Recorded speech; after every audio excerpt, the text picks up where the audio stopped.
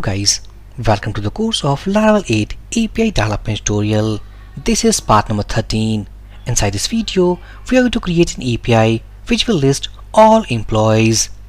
So if I back to editor, in the last video, we had created the API which registers our employee inside our employees table. We had covered the steps of validation, create data as well as sending response. Now this time we will use list employees method which will list all the employees what we have inside our database table. So right now we have created 4 dummy row entries. So if I back to editor, in the last video successfully we have loaded employee model, so we will use inside list employees method as well. So let's say employees equals to model called employee, and we will use get method.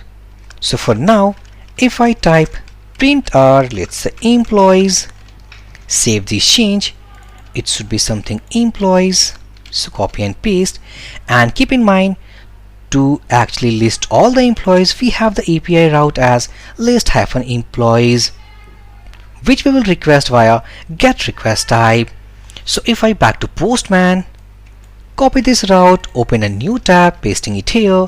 This time the API route we have called list-employees. So if I copy back to Postman again, list employees, here we have the get request type. So when we click on this send button, as we can see that we are getting the response. If I again open this URL into the browser, because this is a get request type, so easily we can open that. Now here as you can see that we are getting 0, a collection object. Inside this collection object we are getting the object of employee. So here we have the 0 index. Next we have the first index, this is for the second row. Here we have the third index, means second, and next we have the third instance. So what actually these are? We are getting from 0 index to third index, which indicates that we have total number of rows equals to 4. So now we need to read into a proper format so that the API should be useful. So if I back to editor, go to API controller, so instead of printer, what I will do, let's return response. We will convert into JSON format. Let's say status equals to 1, message equals to listing employees.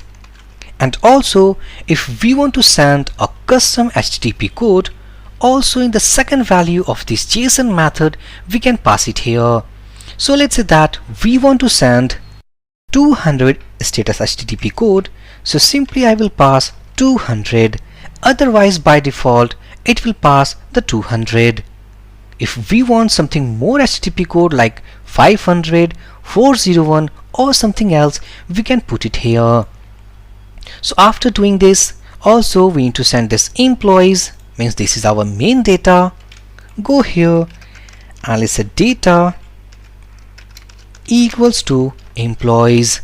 So if we save all these changes, back to Postman, click on send button, and as we can see that we are getting a proper response, that is status equals to 1, message equal to listing employees, and here inside this data array we are getting object. The first object we have the first row of table and so on. So this is all about guys listing of all employees from table. In the next video we will see and discuss about more APIs. So for this video session guys, thank you for watching and have a great day.